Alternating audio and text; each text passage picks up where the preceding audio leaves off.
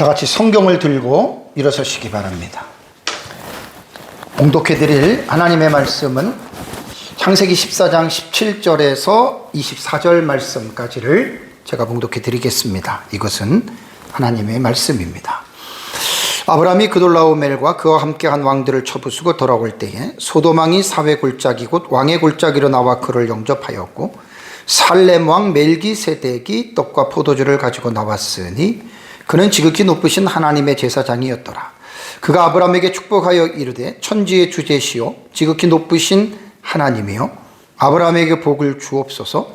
너희 대적을 내 손에 붙이신 지극히 높으신 하나님을 찬송할지로다 하며 아브라함이 그 얻은 것에서 10분의 1을 멜기세덱에게 주었더라. 소돔 왕이 아브라함에게 이르되 사람은 내게 보내고 물품은 내가 가지라. 아브라함이 소돔 왕에게 이르되 천지의 주제시오 지극히 높으신 하나님 여호와께 내가 손을 들어 맹세하노니 내 말이 내가 아브라함으로 치붙게 하였다 할까 하여 내게 속한 것은 실 한 오락이나 들매끈 한 가닥도 내가 가지지 아니하리라. 오직 젊은이들이 먹은 것과 나와 동행한 아넬과 에스골과 마므레의 분깃을 제갈지니 그들이 그 분깃을 가질 것이니라. 아멘. 네, 앉으시기 바랍니다.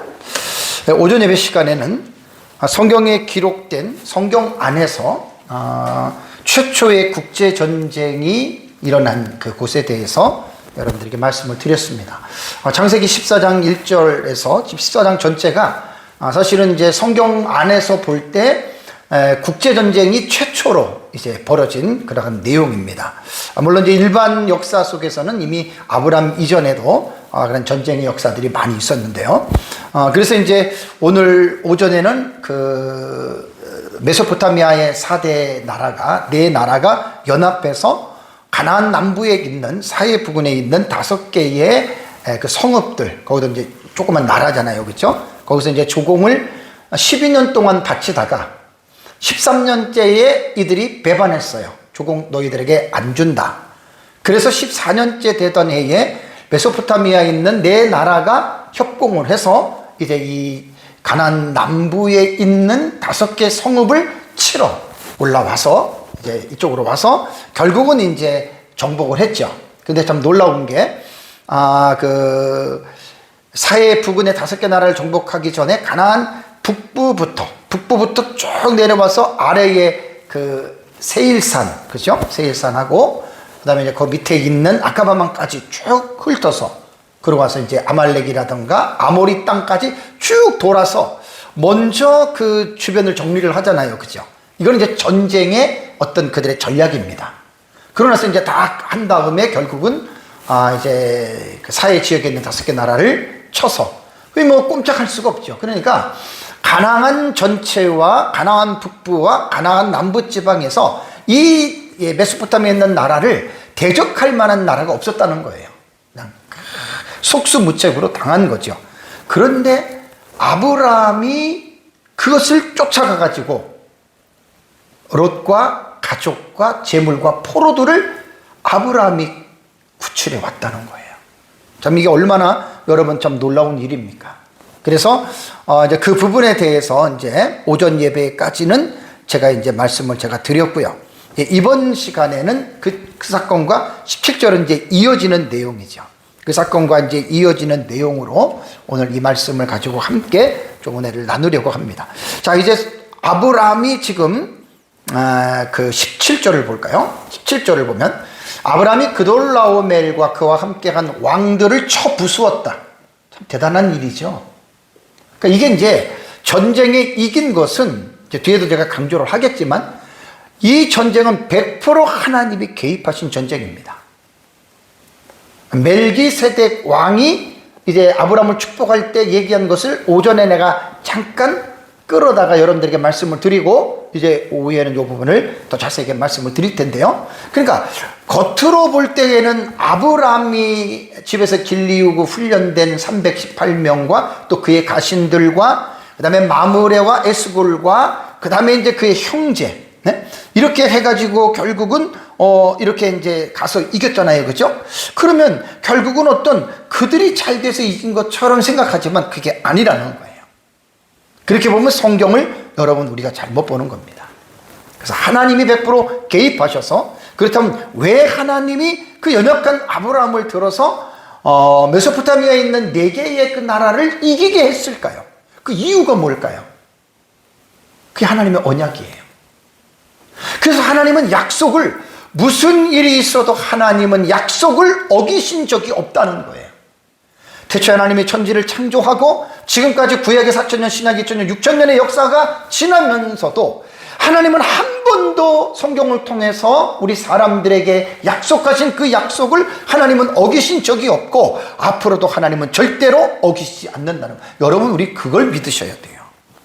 하나님을 믿을 때 어떤 내 개인의 주관적인 생각, 주관적인 경험을 가지고 하나님이 어떤 분이니 이렇게 저울질하지 마시고, 성경을 통해서 우리는 성경을 근거로 하나님을 볼 수 있어야 되고, 성경을 근거로 하나님이 인간과 맺은 언약을 어떻게 하나님은 그 언약을 이루어 가시는지에 대한 그거를 성경을 통해서 우리가 반드시 믿고, 그 믿음을 가질 때 우리도 성경의 언약적인 신앙을 여러분 가지게 되는 겁니다.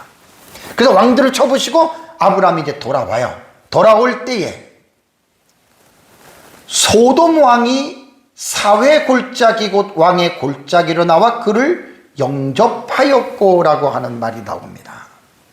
자, 여기에서 이제 소돔 왕이 나오는데, 여기 여러분 지도를 보면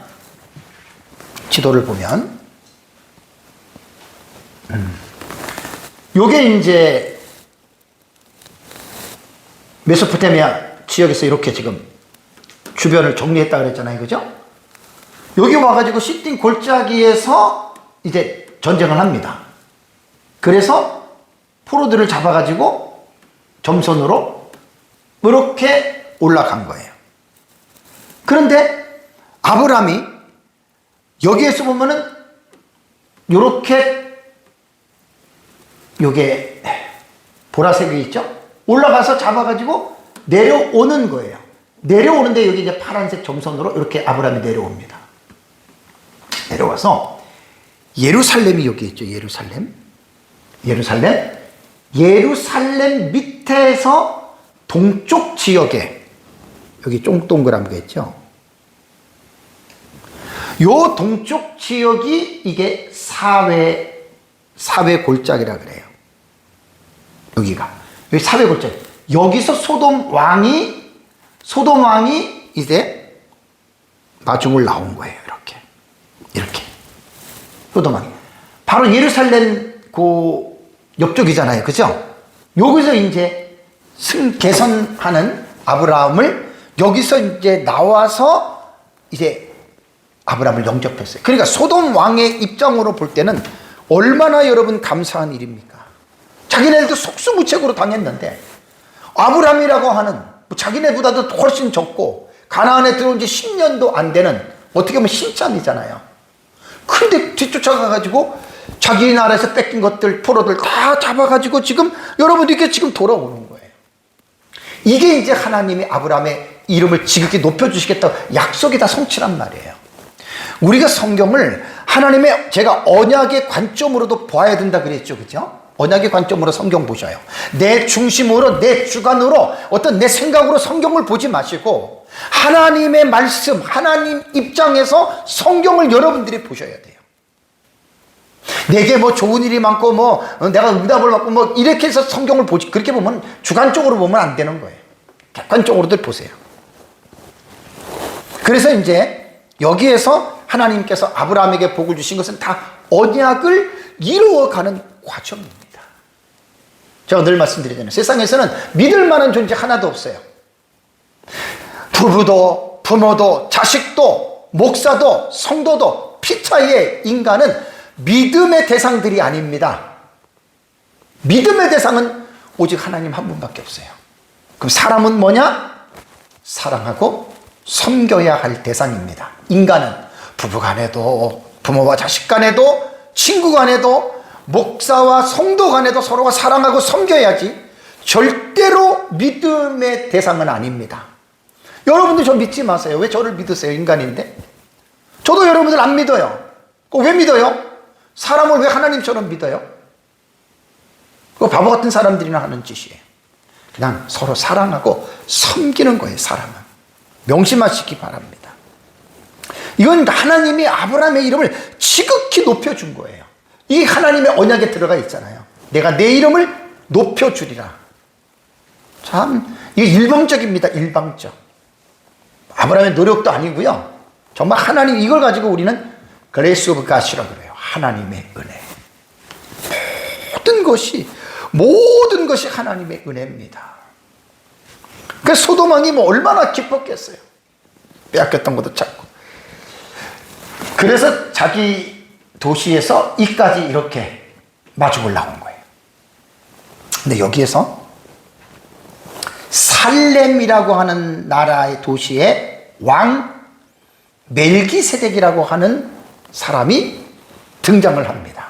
요 내용이 이제 이게 오후 예배 때는 핵심적인 내용이거든요. 이것은 창세기 14장 18절에서 20절을 보면은 살렘 왕 멜기세덱입니다. 살렘이라고 하는 도시의 나라의 왕이 멜기세덱이고요. 떡과 포도주를 가지고 아브라함이 개선하는 아브라함을 맞으러 나왔습니다. 그러면서 살렘 왕 멜기세덱은 누구냐? 지극히 높으신 하나님의 제사장이었더라. 그러니까 여기에 등장하는 살렘 왕 멜기세덱은 왕이고 제사장입니다.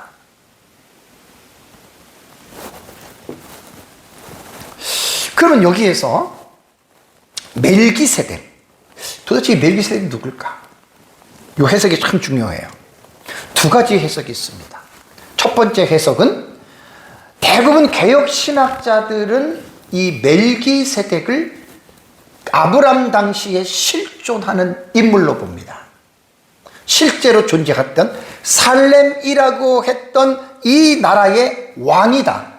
그러면서 이는 성경의 말씀대로 제사장이었다.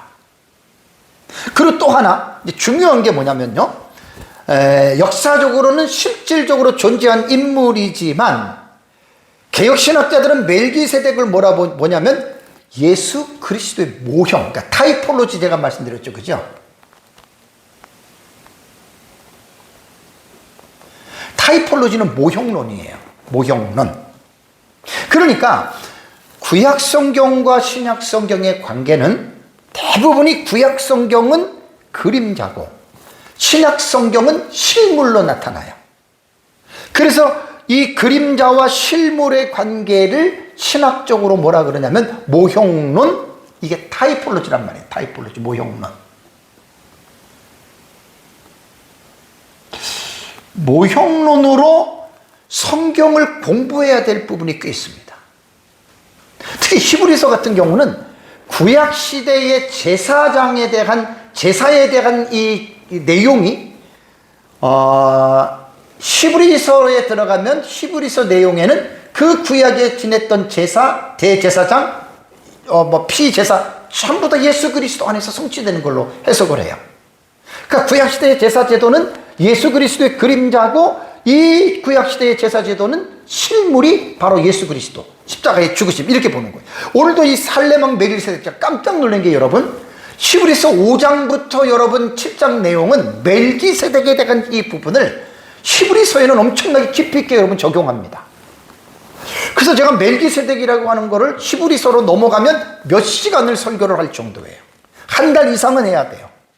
그게 뭐냐면 구약적인 어떤 그 제사법, 구약적인 어떤 그 성전, 성소, 이런 것과 이게 타이폴로지, 모형론이에요, 모형론. 그래서 개혁신학자들은 살렘 왕 멜기세덱은 실제로 존재했다 하는 역사적 인물로 보면서도 또 하나는 중요한 게 이 살렘 왕 멜기세덱이, 제사장인 멜기세덱은 바로 예수 그리스도를 그림자로 보여주는, 이거 대단히 중요합니다. 이 부분은 제가 뒤에 조금 더 여러분들에게 제가 이제 말씀을 드리겠습니다. 그렇다면 살렘은 뭘까요? 살렘. 아까 여러분 지도에 보면은 여기 이렇게 보시면 예루살렘 나오죠, 그죠? 여기 지금 사회 골짜기 여기예요. 살렘은 예루살렘 요 도시를 말하는 거예요. 살렘, 예루살렘. 요 도시를 지금 말을 하는 거거든요. 그러니까 이 훗날에 조금 아브람 시대를 지나서 다윗 시대 이전에 가면 여호수아서 10장 1절에 보면 아도니세덱이 예루살렘 왕으로 소개를 하고 있습니다. 그러니까 여호수아 10장 때에는 이 살렘이 예루살렘으로 돼버린 거예요. 그러니까 아브람 때에는 예루살렘이 아니에요. 그냥 살렘이라고 하는 그러한 여러분 도시였습니다. 그러면서 다윗이 이제 왕이 되고 여부스 족속의 도시, 그러니까 그러고 나서 이제 다윗 때에는 여부스 족속이 이 예루살렘을 차지하고 있어요. 그래서 다윗이 여부스 족속인 예루살렘을 차지하고, 그러고 나서 이제 그 성을, 예루살렘 성을 시온성이라고도 하고 다윗 성이라고도 부릅니다. 물론 그 이전에 도시의 명인 예루살렘이라고 하는 명칭도 같이 갖게 돼요. 그래서 예루살렘은 하나님 나라의 상징적인 중심적인 도시가 된 거예요. 예루살렘. 아주 너무 멋있는 그런 이름이죠. 자, 그렇다면 이제 여기에서 궁금한 것은, 우리는 지금 아브라함 때에 이 살렘 왕이 지극히 높은 하나님의 제사장이라 그랬잖아요. 그죠? 그럼 이미 창세기 12장 쪽에 들어오면 이 지금 하나님 여호와에 대한 신앙이 어떻게 됐는지 전혀 우리가 지금 알 수가 없어요. 그냥 아브라함을 통해서 아브라함이 단을 쌓고 여호와의 이름을 부르고 이런 것만 나오지, 일반 그 가나안이나 다른 나라에서 하나님을 믿었다고 하는 신앙을 우리는 창세기에서 볼 수가 없거든요. 그리고 이제 창세기에 보면은 아브라함의 신앙이 이삭과 야곱과 12아들에게 쭉 연결이 돼가지고 그게 이제 애굽으로 내려가서 출애굽을 해서 이제 이스라엘 민족으로 발전되는 과정에서 여호와에 대한 신앙이 되지, 그들 외에는 창세기 어디에도 그렇게 다른 나라에서 또 어떤 사람이 여호와에 대한 신앙을 가졌다라고 말하는 적이 사실 없다는 거예요. 그 중에 하나가 대표적인 게 살렘 왕이라는 말이에요. 지극히 높으신 여호와의 제사장이라 그랬죠. 그죠? 그럼 우리는 이걸 어떻게 우리는 이해를 해야 되겠습니까? 그러면 아브라함 당시에 아무도 하나님을 안 믿었다? 아니에요. 이 살렘 왕 멜기세덱은 실존하는 인물이기 때문에 이 사람이 하나님 나라의 복음을 깨닫고 하나님을 믿었고 살렘이라고 하는 도시에서 여호와에 대한 신앙을 가지고 사실은 살았던 사람으로 여러분 우리는 봐야 됩니다. 그래서 창세기 5장을 제가 여러분들한테 설교할 때 아담의 10대 토올로돗에 대해서 족보에 대해서 말씀을 드렸죠. 그죠? 거기에서 성경에는 나오지 않지만 제가 강조했던 게 뭐죠? 아담이 하나님 나라의 복음을 자손들에게 어떻게 해요? 가르쳤어요. 그래서 아담이 가르쳤던 신앙의 교육이 그때부터 시작이 돼서 사실은 내려왔다고 이렇게 보셔야 됩니다. 노아 시대 때에는 노아의 가족에는 사람들이 다 심판을 받았고, 노아로부터 시작되는 신앙 교육이 셈함 야벳으로 이어지는데, 노아는 누구에게 신앙을 받은 거예요? 아담으로부터 물려받은 거예요. 그래서 제가 창세기 5장의 10대 토올로돗에서 뭘 여러분들에게 강조했냐면, 여호와에 대한 신앙은, 하나님 나라의 복음은 가정 안에서 부모로부터 자식에게 계대 전승이 되는 것이다. 이것이 이제 훗날 하나님이 모세에게 율법을 주실 때에 신명기 6장의 샤마 이스라엘, 샤마이 이스라엘, 쉐마입니다. 쉐마 이스라엘, 들으라, 이스라엘에 들으라. 그 쉐마 교육으로 이렇게 발전되는 거예요. 그래서 이때에도 우리는 성경은 아브라함을 포커스를 맞춰서 아브라함을 중심으로 여호와의 신앙을 지금 연결해 가지만, 아브라함만 있는 것이 아니라 주변의 나라 속에서도 노아의 세 아들을 통해서, 누구를 통해서 어디서 누가 믿는지는 모르지만 여호와에 대한 신앙을 가지고 있었다고 보셔야 돼요. 그 중에 한 사람이 바로 살렘 왕 멜기세덱으로 보는 것이 여러분 옳습니다. 그래서 역사적으로 실존한 인물로 해석하는 경우가 있고, 두 번째는요, 여기에서 나타난 살렘 왕 멜기세덱은 구약시대의 성자 하나님께서 나타나셨다. 그러니까 이 역사적 인물이 아니라는 거예요. 역사적 인물이 아니고 이때 특별히 천사가 나타나듯이 예수 그리스도께서 사람의 몸을 입고 이때 이렇게 나타나셔서 아브라함에게 복을 주었다. 이게 그리스도의 현현설이라고 그래요. 나타나셨다. 현현. 이거는 초대교부 가운데에 오리겐이라고 하는 이 학자가 멜기세덱을 단순한 인간이 아니라 선지하신 그리스도께서 이 세상에 현현하신 것으로 해석을 했기 때문에 종교개혁자 칼빈은 이 해석은 지나친 비유적인 해석이다. 원래 오리겐의 해석이 알레고리 해석입니다. 알레고리.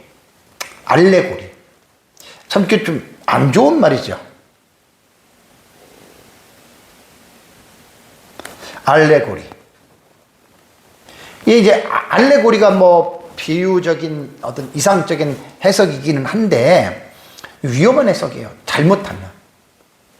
그래서 이제 이렇게 이제 그 멜기세덱을 했는데 칼빈은 지나친 비유적 해석이라고 해서 칼빈은 이 사실을 거부했습니다. 이렇게 해석하면 안 된다라는 것이죠. 이렇게 해석하면 안 된다라고 하는 거, 그거를 이제 칼빈이 말을 했다라고 하는 거 여러분들이 기억을 하셔야 됩니다. 자, 이제 그러고 나서 요 해석은 우리는 이제 받아들일 수 없는 해석이다라고 하는 거 여러분들이 그거를 잘 기억을 하셔야 되고요.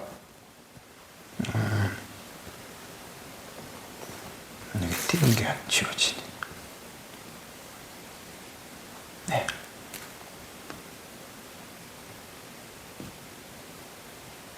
네. 그래서 이제 우리는 그리스도의 현현설로 보지 않고 역사적으로 실존했던 인물이다라고 우리는 이렇게 보시면 됩니다. 근데 이제 구약 성경을 보면은요. 왜냐하면 이게 멜기세덱이 여기만 창세기 여기 나오잖아요. 그죠? 근데 이 사람에 대해서 상당히 지금 어떻게 보면 신비의 인물이에요. 그냥 살렘 왕이다. 지극히 높으신 하나님의 제사장이다라고 하는 것 외에는 사실 거의 안 나옵니다. 그런데 시편 110편에 보면은 멜기세덱이 등장을 합니다. 시편 110편 4절을 볼까요? 시편 110편 4절을 보면 여호와는 맹세하고 변하지 아니하시리라 이르기를 너는 그러죠. 멜기세덱의 서열을 따라 영원한 제사장이라 하셨도다라고 하는 말이 여러분 시편에 나옵니다. 그러니까 원래 시편 110편은요 여러분 다윗의 시거든요.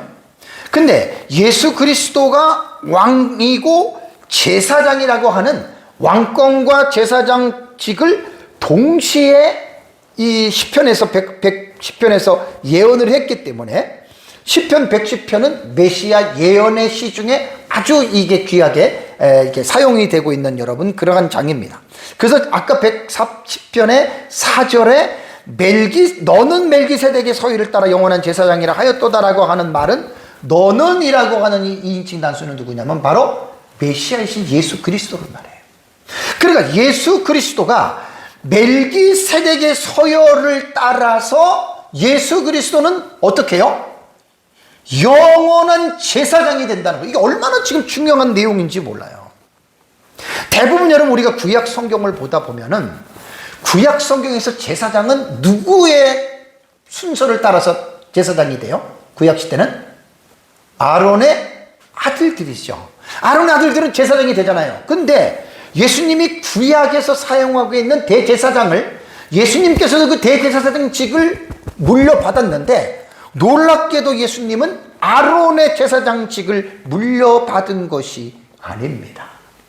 이 멜기세덱, 그러니까 살렘 왕, 그리고 왜 시편 110편에서 왜 예수 그리스도를 멜기세덱의 서유를 따라 영원한 제사장이 되었다라고 여러분 이렇게 이야기를 할까요? 이거 사실 되게 중요한 내용이에요, 신학적으로. 자, 멜기세덱은 역사적으로 실존하는 인물이라고 얘기를 했습니다. 그러면서 제사장이 함께 왕과 제사장을 겸직한 거예요. 이게 이제 예수 그리스도에게 다 예표라고 그랬잖아요. 예표. 그림자로 본다면 바로 예수 그리스도를 나타내는 이러한 그림자의 역할을 하고 있거든요. 근데 여러분 사실 보면은 이 멜기세덱은요, 요 창세기 지금 14장에 창세기 14장에 갑자기 살렘의 왕이고 요것만 얘기를 하지 이 멜기세덱의 뭐 가문이라던가 가족에 대한 어떤 가계도라든가 전혀 없어요. 또 언제까지 왕 노릇하고 제사장 전혀 그냥 없어요. 요것만 딱 비치고 그냥 멜기세덱은 끝난 거예요.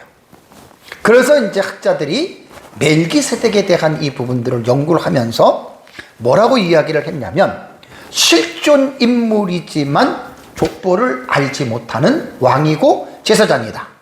또 하나는 아론의 자손들은 이 지상에서 제사장의 직무를 감당하지만, 멜기세덱은 뭐라 그랬어요?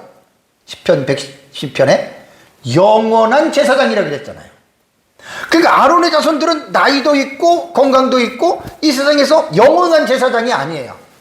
자기 수년이 끝나면 죽으면 또 다른 사람들 이렇게 되는데, 예수 그리스도는 멜기세덱의 서열을 따라 영원한, 그렇다고 해서 구약 지금 창세기에 나타난 멜기세덱이 영원히 존재했다는 말이 아니에요. 왜 그렇다면 영원이라고 얘기를 했냐면, 멜기세덱은 실존하는 인물이지만 아까 말씀드린 대로 부모가 누군지도 몰라. 왜? 설명을 안 해놨기 때문에. 그러나 인간의 어떤 그런 과정을 통해서 태어난 사람은 확실합니다. 확실한데 이에 그런 데서 이제 내용을 가지고 예수 그리스도의 영원성까지 이제 이렇게 성경은 말을 하고 있다라고 하는 말입니다. 그 다음에 또 하나는 아론의 자손들은 제사장의 직무만 감당하는 것에 비해서 이 멜기세덱은 어떤 직분까지 갖고 있다고요? 왕의 직분까지 갖고 있어요. 그 여러분, 예수님의 삼중 직무가 뭐예요? 왕, 제사장, 선지자잖아요. 그래서 예수님이 아론의 반열의 제사장직을 따른 게, 이건 사실 되게 지금 중요한 거예요. 멜기세덱이라고 하는 이 부분은 우리가 성경을 공부할 때 신학적으로 되게 지금 이게 중요한 이유이기 때문에 여러분 이제 그렇습니다. 그래서 이제 예수님은 아론의 계열이 아니라 바로 12지파로 볼 때는 누구 지파인 줄 아세요? 예수님은 유다 지파입니다. 레위 지파가 아니라 유다 지파를 또 이렇게 반열을 따르는 거예요. 그러나서 이제 이 시편 110편은요, 여러분, 히브리서 5장과 7장의 전체의 신학적인 근거가 요 시편 110편에서 시작이 되는 거예요. 물론 창세기도 있지만. 그래서 시편 110편 전체는 예수 그리스도의 왕적 통치와 중보적 제사장직을 동시에 보여주는 위대한 메시아 예언의 시편에 이 110편이 이제 그렇게 알려져 있다라고 하는 것 여러분들이 이제 기억을 하셔야 됩니다. 자, 그러면 이제 히브리서를 잠깐 볼게요. 히브리서는 정말 너무 많아서 저 같은 경우는 한 달 정도는 이 본문을 다 설교를 할 수 있어요. 한 8시간 정도는 5장에서 10장이니까 뭐 더 갈 수도 있겠지만, 자, 우선 히브리서 저자의 증언을 보면은 히브리서 5장부터 10장까지의 내용이요, 전체적인 구조에서 예수 그리스도의 대제사장직을 중심으로 설명하고 있는 겁니다. 히브리서 5장부터 10장까지는 여러분들이 한번 집에 가서 읽어보세요. 근데 히브리서 저자가 강조하는 예수 그리스도의 대제사장직은 분명히 얘기를 합니다. 구약의 아론 계통의 제사장 제도를 따른 분이 아니라고 분명히 선을 긋고 말하고 있어요. 그러면서 히브리서 저자는 창세기 14장 8절에 나오는 살렘 왕이며 지극히 높으신 하나님의 제사장이신 멜기세덱의 반차를 따라서 예수 그리스도는 대제사장이 되셨다. 이걸 지금 강조하고 있는 거예요. 다 보지는 못해도 히브리서 7장 1절과 3절을 보십시오. 얼마나 중요한지. 자, 보세요. 히브리서 저자가 말하는 히브리서 7장에서 이렇게 말을 합니다. 자, 보세요. 이 멜기세덱은 그랬죠. 그러니까 히브리서 저자가 멜기세덱이라고 하는 용어를 쓸 때에는 시편 110편에 한 번 등장하고 창세기에 등장하잖아요. 그렇죠? 히브리서 저자가 이해했던 멜기세덱은 어떻게 얘기를 합니까? 보세요. 멜기세덱은 뭐라고요? 살렘 왕이요, 그 다음에 지극히 높으신 하나님의 제사장이라는 말을 하죠. 그죠?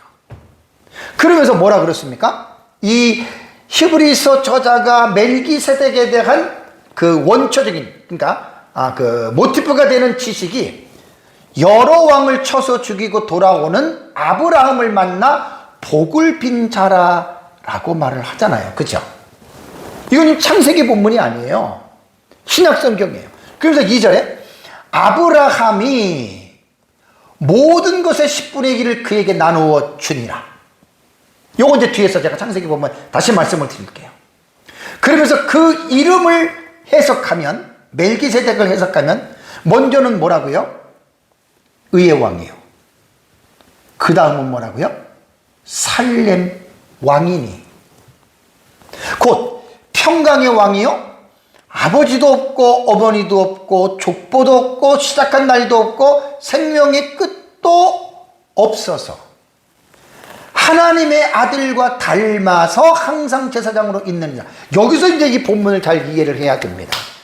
이거를 그대로 어떤 이렇게 히브리서 저자가 말하고 있는 의미를 모르고 이 본문 그대로 여러분 우리가 받아들이면 그냥 오리겐이 말한 것처럼 비유적 해석으로 역사적 인물이 아니다라고 이렇게 말할 수밖에 없어요. 근데 여러분 잘 생각해 보십시다.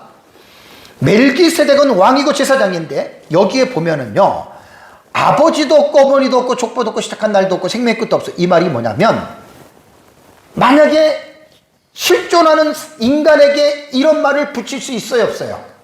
못 붙여요. 그러면 그 이상한 사람이 되잖아요. 다만 아까 말씀드린 대로 멜기세덱이라고 하는 사람이 창세기 14장에 나오는데, 이 사람이 부모가 있지만 알 수 없고, 그 말이에요. 가정에 족보도 있지만 어떻게 해요? 모르는 거예요. 그 다음에 왕으로서 제사장으로서 시작한 날도 있는데 우리는 모르는 거고, 또 생명의 끝도 없다라고 하는 말은 뭐냐면, 이 살렘왕 멜기세덱은 언제 죽었는지 우리는 알아요, 몰라요? 모르는 거예요. 이렇게 본문을 해석을 하라는 얘기예요. 진짜 그렇다면 진짜 멜기세덱이 이런 사람, 이런 존재라면 인간이 아니죠. 이건 그냥 비유적 해석으로 오리겐이 해석한 것처럼 구약에 나타난 예수 그리스도의 현현, 이렇게 해석할 수밖에 없는데 그건 아니라는 거예요. 그리고 하나님의 아들과 닮아서 항상 제사장으로 있느니라.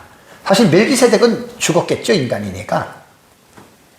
그냥 이렇게 성경 본문을 여러분 우리가 이해를 하고 해석을 하라는 말입니다. 여러분 히브리서에서 강조하는 대제사장으로서 예수님은요, 멜기세덱의 반차를 따랐다는 것, 이게 지금 중요한 거예요. 히브리서 저자도 그걸 강조하는 거예요. 그러니까 이 세상에 아론의 자손으로서의 그 제사장을 따랐던 하고는 예수님은 전혀 다르다라고 하는 것, 이거를 여러분 강조를 하는 겁니다. 그래서 여러분들이 히브리서를 읽어보면 멜기세덱의 반차를 따른 대제사장으로서의 예수님은 비교를 합니다. 이 세상의 제사장보다 더 나은 언약의 중보자다. 이게 히브리서에 나와요. 설명은 제가 안 하겠습니다. 그리고 또 하나는, 두 번째는 예수 그리스도는 이 세상의 아론 반차를 따른 제사장은 이 세상의 제사장이잖아요. 이 세상의 성소. 그렇지만 히브리서를 보시면 예수 그리스도는 하늘 성소의 대제사장이라고 말을 합니다. 그래서 아론의 반열과 멜기세덱의 반열을 구분해서 예수 그리스도는 아론의 반열이 아니라 멜기세덱의 반열이라고 강조한 거예요. 되게 지금 중요한 공부를 하고 있습니다, 저희들은 지금. 창세기 14장이 그냥 단순히 살렘왕 멜기세덱 지극히 높은 하나님의 제사장이 그냥 아브라함을 축복했다, 이렇게만 보는 게 아니라 모형론으로 보라 그랬죠. 타이폴로지로 봐야 돼요. 모형론으로. 그 모형론으로 볼 때 이 멜기세덱은 예수 그리스도를 이미 예표하고 있는 그러한 것이라고 하는 말입니다. 그래서 예수 그리스도는 하늘의 성소의 대제사장으로서 자기 피로 단번에 영원한 구속을 이루셨다. 여러분, 세 번째는 율법에 명시된 제사는 제사장들의 규례에 따라서 반복적으로 매일 제사를 드리죠. 근데 여러분, 제사장들이 구약시대에 드렸던 제사가 사람들의 죄를 온전히 용서해 줄 수 있나요? 용서 못 해주지요. 근데 예수 그리스도는 자신의 몸을 단번에 한 번에 드림으로 말미암아 모든 죄인들에게 어떤 효과가 나타나겠어요? 죄를 용서해 줘버렸잖아요, 한 번에. 구약의 아론의 반차를 따른 제사장들은 매일 제사를 드리지만 그 제사로서는 사람을 온전하게 할 수가 없다는 말입니다.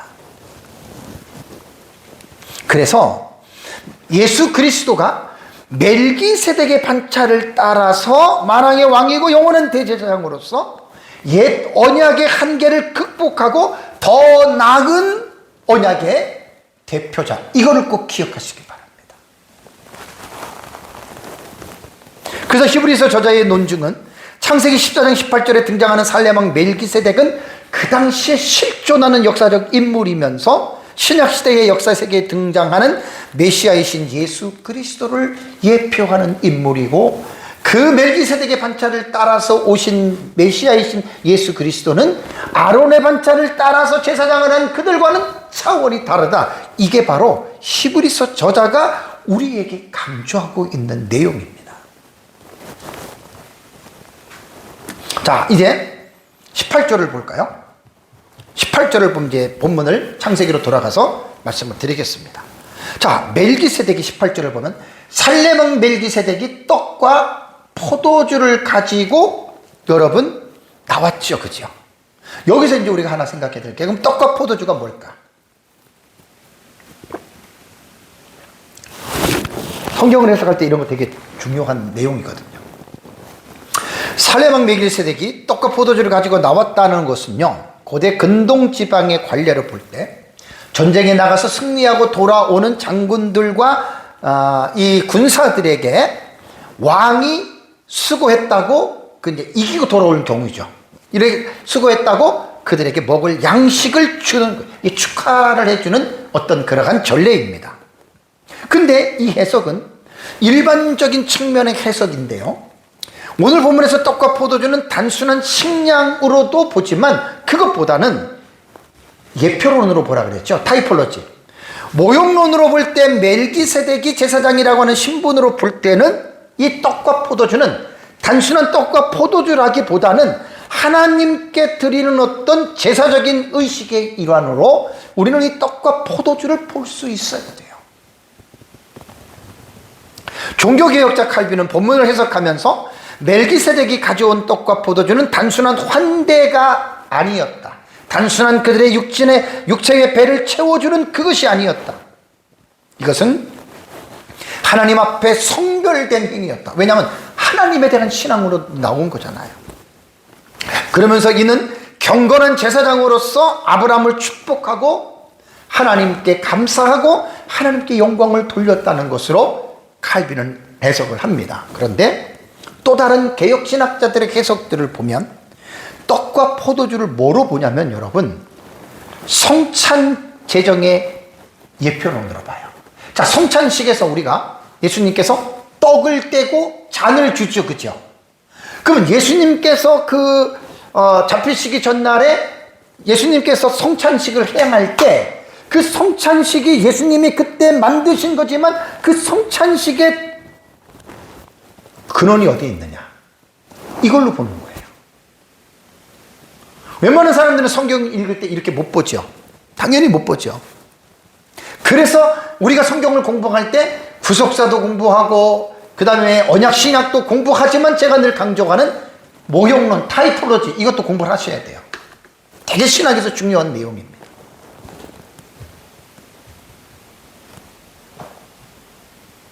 그래서 아까 시편 110편 4절에 멜기세덱이 예수 그리스도를 예표하면서 영원한 제사장으로 시편 저자는 다윗은 그렇게 설명을 했듯이 여기서 멜기세덱이 가지고 나온 떡과 포도주는 성찬의 원형인 예수 그리스도의 살과 피로서 여러분 우리는 이거를 봐야 돼요. 자, 모형론으로서 이 멜기세덱이 갖고 나온 떡과 포도주를 우리가 성찬으로 본다면 예수님의 그 십자가에서 살을 찢고 피를 흘리신 여러분 그 주님의 희생을 통해서 죄인들이 어떤 복을 받나요? 그걸 통해서 죄 용서를 받잖아요, 그죠? 그러니까 어떻게 보면 근원적인 그 본문의 해석을 1차적인 문장을 해석을 한다면 멜기세덱이 개선하는 아브라함에게 떡과 포도주를 주고 아브라함과 그 군인들은 떡과 포도주를 먹으면서 그들이 하나님의 복을 누리고 그들이 어떤 약해진 육체를 다시 원기로 회복하듯이 모형론으로 볼 때 여기서 떡과 포도주는 예수 그리스도의 십자가에서 죽으신 희생의 그 지표입니다. 그걸 통해서 예수 그리스도를 믿는 사람들이 죄 사함을 받는 그러한 복을 받았다라고 하는 것. 그렇게 여러분들은 이것은 모형론적으로 떡과 포도주를 우리는 이해를 해야 된다라고 여러분들이 생각을 해야 됩니다. 자, 그 다음에 이제 멜기세덱이 아브라함을 축복하는데 19절에서 20절 볼까요? 자, 19절에서 20절 보면 그가, 멜기세덱이죠, 아브라함에게 축복하여 이르되, 멜기세덱이 아브라함을 어떻게 복을 빕니까? 천지의 주제여. 복을 빌 때 대상자가 하나님이에요. 천지의 주제여. 지극히 높으신 하나님이여. 우리가 항상 기도할 때 기도의 대상이 누구냐? 천지의 주제인 하나님입니다. 어떻게 기도하죠? 아브라함에게 복을 주옵소서. 그리고 나서 뭐라고 얘기하냐면 20절에 너희 대적을 내 손에 붙이신 그랬죠. 지극히 높으신 하나님을 찬송할지로다. 아까도 말씀드렸지만 아브라함이 318명 집에서 길리운 자들과 가신들과 마므레와 그의 형제들을 데리고 전쟁에서 이긴 것은 하나님께서 붙였다는 거예요. 하나님이 이기게 했다는 거예요. 잘 여러분 기억을 하시기 바랍니다. 그러니까 이 오전에도 말씀드린 대로 그 전쟁의 승리에 대한 원인은 하나님이 개입하셔서 이긴 거예요. 하나님이 개입하지 않으면 그 전쟁은 이길 수가 없는 전쟁입니다.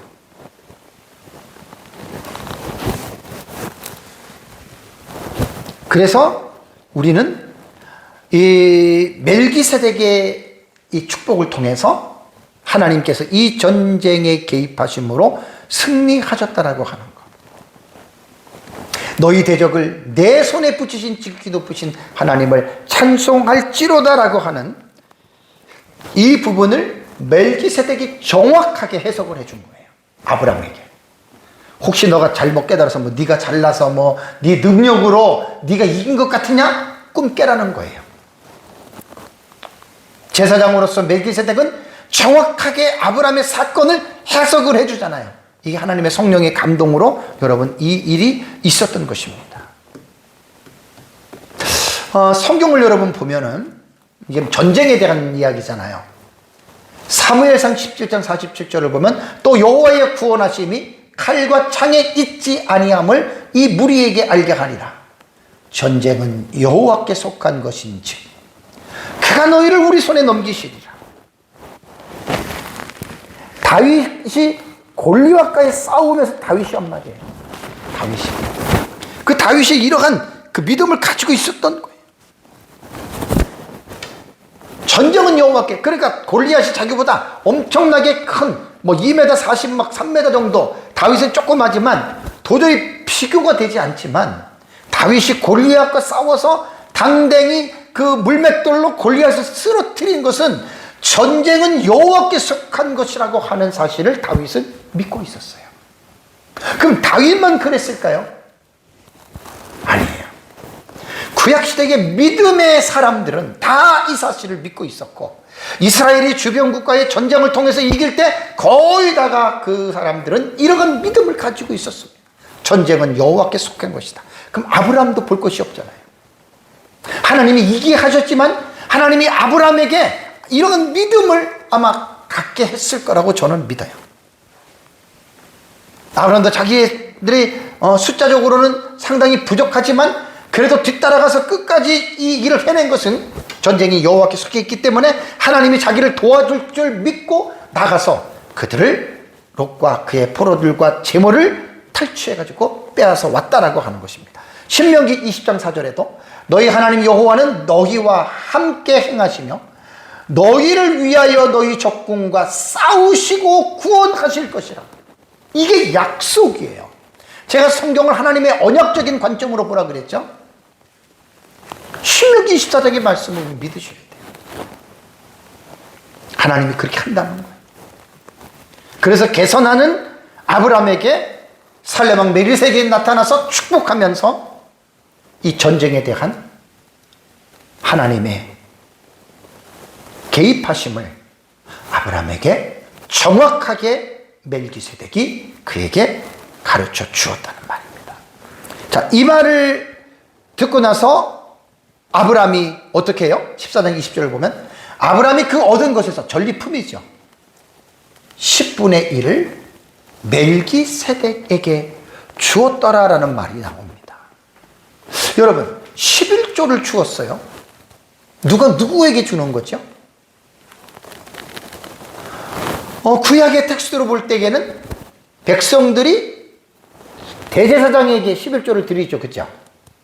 그러니까 어떻게 보면 낮은 사람이 높이 있는 사람에게 주는 거예요. 그죠? 그래서 히브리서 7장 4절을 보면 히브리서 저자는 이렇게 말합니다. 이 사람이 얼마나 높은가를 생각해 보라. 멜기세덱을 말하는 거예요.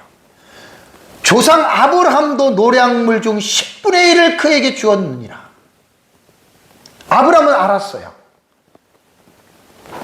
살레명 멜기세덱이 나올 때, 아, 이 사람은 지극히 높은 하나님의 제사장이고 하나님의 사람이구나.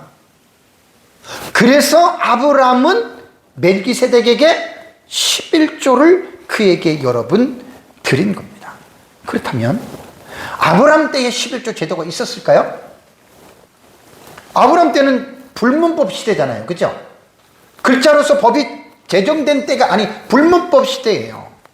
어떻게 아브라함이 11조를 했을까? 여러분 궁금하지 않으세요?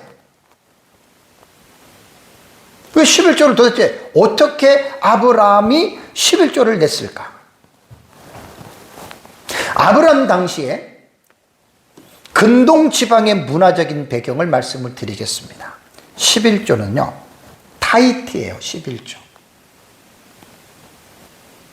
영어로는 타이디 이래요. 타이디라고도 이야기를 하고 타이디라고 발음이 나거든요. 이 11조는요 고대 근동 지방입니다. 여러분 이건 고대 근동 지방. 근동 지방 지난주 말씀드렸어요. 뭐 초생딸 비옥과 초생딸 지옥도 되고 그다음에 이제 터키까지 해가지고 이제 애국까지 쭉 이렇게 초생딸 모양으로 돼 있어요. 그 근동 지방에서는요 각 나라마다 그 신들이 있잖아요. 여러 신들이 신전의 제사장이나 왕에게 자신의 수입의 11조를 바치는 관행이 이미 존재했어요. 고대 근동 지방에. 자기의 수입의 10분의 1을 그냥 10분의 1이니까 타이디죠. 11조라고. 이걸 그냥 드린 거예요. 그런데 근동 지방의 일반 사람들이 드리는 왕에게 드리는 이거는요 관습적 조세입니다. 그리고 이거는 의무적으로 드려야 됩니다. 우리가 우리나라에서 지금 뭐 물건을 살 때 부가세 몇 프로를 띄죠? 10% 이렇게 된 거예요. 이거는 예전에 근동 지방에서도 11조가 하나님의 율법에 있기 전에도 이런 관습들이 있었어요. 그럼 11조를 가지고 뭐 했느냐? 신전 운영. 각 그 종교마다 어떤 운영을 해야 되잖아요. 재정이 필요하잖아요. 제사장을 줘야 되고. 그렇게 썼어요. 그리고 이 고대 근동 지방의 11조는 강제성이 있어요. 드리지 않으면 벌칙을 주거나 이런 것들이 있었다는 거예요. 자, 여기에 비해서 아브라함이 드린 11조는 성경에 11조를 하라는 말은 없지만 아브라함도 근동 지방에 살면서 그 시대의 문화를 볼 거 아니에요. 예? 예를 들어 가지고 뭐 어떤 곳에서 뭐 이렇게 하는데 그게 보기가 좋다. 그러면 아브라함이 하나님을 믿으면서도 그런 거를 신앙으로 이렇게 할 수도 있다는 거죠. 왜냐하면 이때는 성문법이 없었기 때문에. 아브라함의 11조는 뭐냐? 자발적 감사와 신앙 고백입니다. 의무도 아니고 억지도 아니었어요. 그냥 자기의 전리품의 10분의 1을 멜기세덱 제사장에게 그냥 감사하는 마음으로 하나님께서 이 전쟁을 이기셨기 때문에 그 신앙으로서 드린 거예요. 여러분 이게 11조 정신이 세상하고 근동하고는 달라요. 그 다음에 아브라함의 11조는 그 멜기세덱이 하나님의 대리자에 대한 인정입니다. 당신은 지극히 높은 하나님의 제사장이기 때문에 내가 당신에게 내가 얻은 이 물질의 10분의 1을 당신은 하나님의 대리자이기 때문에 내가 당신에게 드립니다. 이 표현이에요. 오늘 우리 11조가 이런 정신에서 여러분 나와야 되는 거예요. 11조가. 이거 하면 복 받는 등, 뭐, 안 내면 벌 받는다는 등, 이런 식으로 11조를 하는 게 아니에요. 우리가 11조를 낸다라고 하는 것은 뭐냐면, 내가 한 달에 벌은 수입이 이 모든 것이 하나님이 내게 주신 은혜고 선물이다. 이런 사람만 10분의 1 11조를 드릴 수가 있어요. 이런 믿음이 확실한 사람만 11조를 정확하게 드리지, 이 믿음이 없는 사람은 11조 못 드려요. 아까워서. 절대 못 드립니다.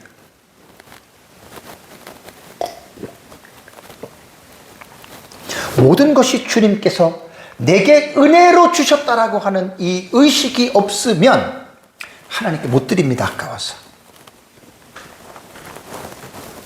다음에 세 번째는요, 아브라함의 11조는 명령이 없어요. 강제가 아니에요. 자발적인 힘이에요. 오늘날 교회에서 여러분들이 11조를 낼 때, 말라기서를 가지고 그냥 강제적으로 이게 복을 받는다는 하나님 앞에 어떤 딜의 관계로서 11조를 드리면 안 돼요. 그냥 여러분, 하나님을 믿지 않는 고대의 근동 사람들, 일반 사람들조차도 그렇잖아요. 내가 살면서 벌었던 것에 대해서 10분의 1을 내가 속해 있는 단체에, 또 내가 속해 있는 단체가 또 세상에서 살아가려면 필요한 것들이 있잖아요. 그걸 드리는 거예요. 그렇게 세상 사람들도 그렇게 한다고요. 우리나라에서 물건을 살 때 10,000원짜리를 사면 부가세 거기서 1,000원을 9,000원짜리는 1,000원을 붙여서 10,000원에, 우린 그 의무로 하잖아요. 우리가 하나님 앞에 드리는 11조는 의무로 하는 게 아닙니다. 항상 우리는 고대 근동에서는 의무지만 자발적인 감사와 신앙으로 여러분 우리는 11조를 드리셔야 돼요. 저는 이제 11조 내면 여러분 이제 복 받고 잘 되고 이런 말은 하고 싶지 않아요. 사실은 사실적이긴 하나, 그렇게 나는 성도들에게 11조를 강요하고 싶은 마음 솔직히 없어요. 진짜 하나님이 내게 베푸신 그 은혜, 하나님이 정말 나를 살게 하시는 그 하나님의 복, 그거를 깨닫는다면 11조가 문제겠습니까, 여러분? 10의 2조도 드리고 10의 5조도 드리고 어떨 때는 10의 10조도 드릴 수가 있지요. 오늘날의 교회의 11조의 교육은 이렇게 이루어져야 됩니다. 여러분들이 11조를 내야 복 받는다, 이런 거는 유아스러운 여러분 방식이에요. 그리고 아까 말씀드린 대로 하나님의 대리자에 대한 인정, 되게 중요한 말이에요. 이번 달에 내가 200을 벌었다, 300을 벌었다. 내가 수고했지만 하나님이 내게 건강도 주시고, 하나님이 우리에게 이러한 은혜를 주셔서 내가 노력을 했지만 이렇게도 벌었다. 딱 10분의 1 딱 해서 하나님께 드리는 거예요. 하나님을 인정하는 거예요. 그래서 올바른 11조를 하는 사람들은 하나님을 인정하는 사람들이에요. 이 물질이 하나님이 나에게 주셨다. 그렇게 되는 거예요. 아브라함의 11조와 율법시대 11조 관계를 말씀드리겠습니다. 율법시대의 11조는 모세시대의 율법을 받으면서 11조가 시작된 거예요. 아브라함은 율법이 있기 전에, 그러니까 성문법 시대, 불문법 시대잖아요. 아브라함의 11조는 자발적 감사입니다. 그런데 율법시대 11조는 의무적이고 제도화된 헌금의 의미가 있습니다. 왜? 하나님이 11조를 드리라 명령을 했잖아요. 의무적이에요. 그래서 제가 아까 말씀드린 대로 의무적으로라도 여러분 그리스도인들은 11조를 해야 됩니다. 어떤 사람들은 11조는 구약시대의 율법이기 때문에, 율법이 폐기됐기 때문에 11조 안 해도 된다. 그런 사람들은 신학이 개혁신학하고는 달라요. 여러분 유튜브를 보면은 별의별 내용들이 유튜브에 얼마나 많이 나오는지 몰라요. 그건 정말로 잘못 해석하는 사람들입니다. 마치 11조가 구약의 율법의 어떤 의식법으로 집어넣고 의식법이 폐기됐으니까 안 해도 된다라고 하는 그 신학적 입장에서 달라요. 그렇게 해석하면 안 돼요. 용도는 뭐냐면, 율법 시대의 11조는 레위기 보면은 레위인들과 고아들과 과부들과 성전을 유지하는, 이거는 구약시대 11조를 그래서 하나님이 내라고 한 거예요. 그러니까 보세요. 하나님이 모세시대의 율법으로 11조를 강조하기 전에 일반 세상에서는 공공연히 그렇게 했어요. 아까 여러분 이걸 잘 기억하셔야 돼요. 고대 근동지방에 내는 10분의 1과 아브라함에 내는 10분의 1에 대한 이거를 이해를 하셔야 돼요. 세상은 그렇게 10분의 1을 우리가 부가세를 내듯이 그렇게 했단 말이에요, 옛날부터. 근데 율법에 나타날 때에는 정확하게 11조의 용도와 목적이 이거잖아요. 오늘날 여러분 교회에서 11조를 내면 교회의 사역자들, 사역자들 그렇게 되죠. 그 다음에 교회 유지하는 데 쓰지요. 그리고 또 그 11조를 가지고 구제헌금으로 쓰잖아요. 이런 차원으로 볼 때 11조를 안 해도 된다? 그런 신학자와 그러한 목회자들은요, 진짜 성경이 뭔지를 모르는 사람들이에요. 마치 11조가 교회에서 성도들에게 돈을 긁어 모으는 그 목사 입에서, 신학자 입에서 그렇게 말하는 사람이 간혹 있다고요. 유튜브를 보세요, 유튜브. 11조는 안 드려도 됩니다, 이런 거 한번 들어보시라고요. 그럴듯하게 얘기하지만 정말 그 사람들은 너무 불쌍한 사람들입니다, 제가 볼 때는. 11조를 안 내도 된다는 책을 쓴 사람들이 몇 개 있어요. 누가라고 하는 사람도 옛날에도 있고. 그 잘못 본 거예요, 잘못 본. 그 11조를 제가 말하는 대로 일반 삶의 근동지방에서 내는 11조와 그 다음에 지금 모세 시대에, 여러분 이거를 여러분 한번 생각해 보십시오. 교회가 11조를 가지고 잘못된 데 쓰나요? 지금 여러분 교회에서 성도들 내는 11조 잘못된 데 그 이단이나 그런 데 빼놓고는 다 올바르게 쓰는 거예요. 근데 왜 그 11조를 가지 말라고, 어디 성경에 그렇게 나오냐 그렇게 말을 합니까? 근데 유튜브에서 몇 사람을 내가 봤어요. 좀 불쌍한 사람들이에요. 목사든지 신학자든지 성경을 이상하게 푸는 사람들이에요. 그러니까 이제 성도들 중에 헌금 내는 게 아까운 사람들, 그런 사람들이 이제 거기에 빠져가지고 내가 잘못된 교회를 다녔다고 이렇게 말을 하는 거예요. 아닙니다. 율법 시대의 11조는 하나님의 백성으로서의 순종하는 것입니다. 네, 하나님의 명령이니까. 아브라함의 11조는 하나님의 제사장으로서 멜기세덱을 인정하고 드렸다는 것입니다. 자, 이제 소돔과 아브라함의 전쟁의 마무리가 21절에서 24절에 나옵니다. 소돔 왕이 아브라함에게 이렇게 말합니다. 사람은 내게 보내고 물품은 내가 가지라라는 말을 합니다. 그러니까 이제 소돔 사람들은 내 친하니까 보내고 전리품은 네가 다 가져라.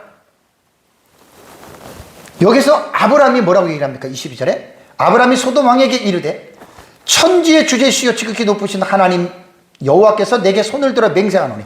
여기서 우리는 아브라함의 그 중심을 여러분 우리는 이해를 해야 돼요. 어쨌든 이 전쟁은 천지의 주제이신 하나님의 이름을 꺼낸 것 보면 아브라함은 신앙 고백을 분명하게 합니다. 그리고 이 전쟁은 내가 잘나서 한 게 아니라 하나님의 도우심과 하나님의 은혜로 나는 이 전쟁에서 이겼다라고 하는 것을 소돔 왕에게 지금 이야기를 하는 거예요. 우리가 정말 세상에 살면서 하나님이 우리에게 은혜를 주고 우리에게 복을 줬는데 우리는 사람들에게 그것을 하나님께 영광을 돌리지 않고 마치 내가 잘나서 우리가 잘나가지고 이렇게 됐다라고 하는 것은 이건 정말 회개해야 됩니다. 정말 회개해야 됩니다. 아브라함의 이 소돔 왕에 대한 고백 속에서 이 내용이 분명하게 지금 말을 하고 있습니다. 내가 손을 들어 맹세하노니, 이 말은 하나님 앞에서 지금 아브라함이 이런 말을 한다는 거예요. 그 다음에 23절에 보니까 내 말이 이게 이 말이 뭐냐면 내가 만약에 당신이 내게 주는 이 전리품을 내가 갖게 된다면 당신은 아마 나에게 이렇게 말할걸요, 이런 뜻이에요. 내가 아브라함으로 치부하게 하였다 할까 하여 내게 속한 것은 실 한 오락이나 들매끈 한 가지도 가지지 않겠다, 이렇게 말을 합니다. 여러분, 아브라함이 얼마나 깨끗한 사람인 줄 아세요?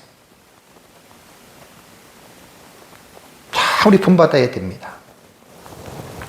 욕심, 탐욕이 아브라함을 다 내려놓은 거예요. 아브라함은 계속해서 하나님이 복을 주고 아브라함의 그 삶의 어떤 범위가 계속 넓어지잖아요. 아브라함은 알아요. 하나님이 내 자기의 복의 근원인 아브라함은 안다고요. 그러니까 여기서 괜히 그거 물품 취했다가 또 나 뒤 돌아서 가지고 내가 아브라함에게 이거 줘가지고 쟤 저렇게 잘 사는 거야. 그런 말 듣기 싫다는 거예요. 그리고 아브라함이 24절에 오직 젊은이들이 먹은 것과 전쟁할 때 사용했던 경비입니다.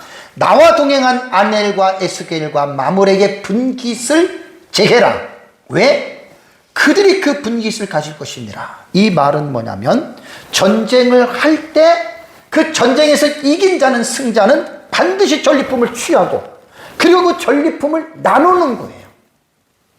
로마 전쟁사를 읽어보면 장군이 어느 성을 정복할 때 딱 취하라 그러잖아요. 그럼 군사들이 기쁨과 즐거움으로 막 죽이고 다 금은 보석을 뺐습니다. 왜 그런 줄 아세요? 그걸 자기들 거예요. 그 맛에 전쟁하는 거예요. 아브라함은 자기에 대해서는 하나도 지금 안 하잖아요. 그리고 자기와 동행했던 아넬과 에스골과 마물에는 여러분 이게 남을 배려하는 거예요. 나는 괜찮으니까 너희도 괜찮아. 이게 아니에요.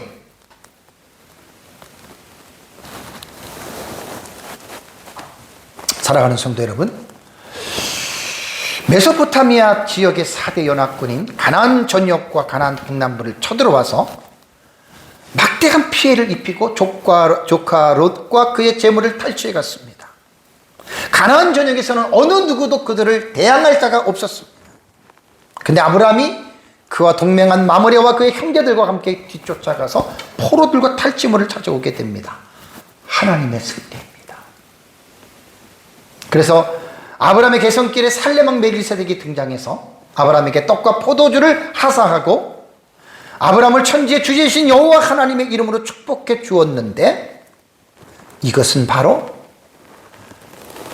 신약시대의 예수 그리스도에 대한 예표로서 참 너무나 아까 그 부분은 제가 여러분들에게 다 말씀을 드린 대로 예수 그리스도의 예표고 그 다음에 제사장직도 그렇고 왕직도 그렇고 그 다음에 떡과 포도주는 바로 성찬의 모티프가 된다라고 하는 것. 그걸 잘 기억하시고 우리의 삶 속에서도 아브라함에게 나타나셔서 아브라함에게 역사하셨던 이 하나님을 저와 여러분들이 바라보면서 우리도 이 땅에서 믿음으로 늘 승리하는 삶을 살아가시기를 주님의 이름으로 축복합니다. 우리 다 같이 함께 기도하겠습니다.